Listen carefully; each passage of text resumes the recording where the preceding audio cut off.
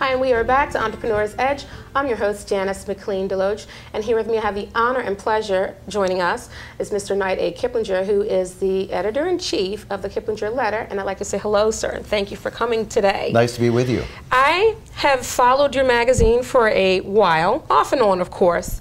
I'm not as good at it as you are, but I brought along my own personal version of the Kiplinger magazine from 1999.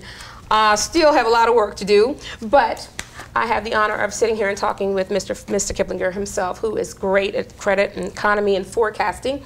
And this particular show is about credit and the economy. And I want to find out what your thoughts are on credit and the economy and where are we going in our society today? Well, capital is the lifeblood of business in America. It's the raw material that enables businesses to grow, to hire, to expand, to prosper. And that capital is either equity invested in it, an ownership share, or it's money that the entrepreneur borrows. So credit is one of the vital resources of a growing economy and a growing business. 4 years ago, the cost of money, the cost to rent money, what we call interest rates, was at historically low levels, both in real terms, nominal terms. We had never seen interest rates. Short interest rates had been driven down by the Fed to about 1%, which is less than the rate of inflation. So it's like free money.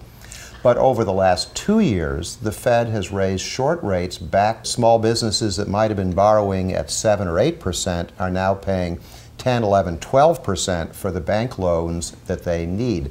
That adds to their cost of doing business. It's just like wages and raw materials and rents and utility bills. So that brings me to the next question. Let's talk about the availability of credit. Where are we with that? Credit is not as available, not as readily available, and as cheap as it was 2 years ago. Cheap credit, wow, there's a new concept, okay. With rising interest rates, we're seeing rising rates of bad loans, so-called. Loans that are in arrears, loans that are in default, loans that have to be foreclosed.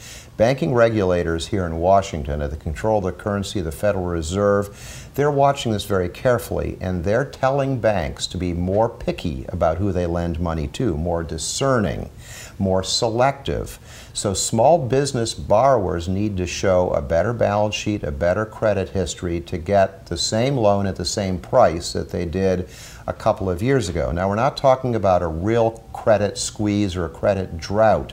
Now, I was going to say, and not to interrupt you here, you're saying that banks are being really picky, and you know, I have a lot of small businesses who will attest to the fact they've always been very picky. In fact, that's one of the huge arguments that we talk about all the time. But go ahead, I'm sorry. Well, that's true. Banks love to lend money who people don't need money. I mean, this is a classic joke about the credit.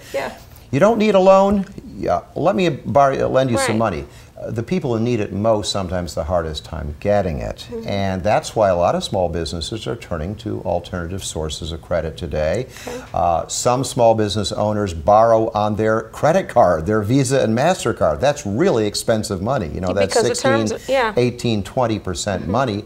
But they have those, and they may not have something else. It's unsecured, they don't have to put up any collateral, or they're going to finance companies. Sometimes they're borrowing against their inventory or their receivables, which is the money that's going to be coming in from their customers the next few months.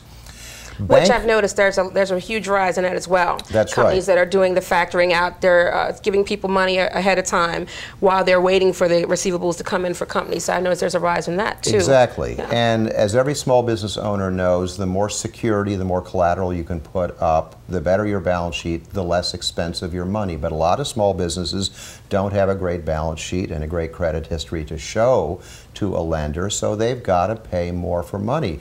The prime rate right now is 7 3/4, but it's headed towards 8, 8 1/4. But the prime rate is only for the most credit-worthy largest businesses.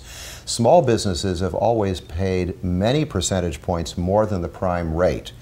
Right now, small businesses with a great relationship with a bank might be borrowing at 10 or 11%, and small businesses without such a relationship are paying much more to a bank or a finance company or a factoring firm, something like that, or they're going to more unusual forms of credit. Okay, now that makes me wonder, what's the outlook for these companies that are, you know, where do they go? What's the economic outlook for these companies and the credit industry, the medium-sized companies? Because small businesses actually are the backbone of America. They do drive the economy, or so we've heard. And so where does that put them? Well, as I said earlier, interest rates have risen dramatically the last couple of years, but they're still at fairly normal, traditional levels. Many of us remember back about 1980, 1981, when interest rates were in the mid-teens. You had to pay 15 or 16% for a mortgage. Small businesses couldn't borrow at almost any rate, so we're not looking at anything like that. Even if mortgages go to 7 or 8%, that's not unusually high by historical standards.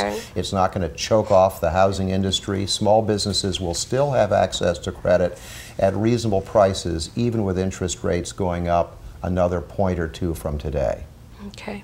In terms of somebody who just is looking for the next area to invest in, or just as a personal consumer, not so much dealing with credit, as a personal consumer, as someone who may be an entrepreneur, have a small business, and they want to establish themselves and grow, what kind of just personal information would you say to somebody who's either started or in the process of getting started, and what are safe bets that you might think? There's so many high growth areas in the U.S. economy. I would look especially at personal services. Look at personal services because they're not susceptible to global competition. Anything that is made and manufactured can probably be manufactured less expensively someplace else.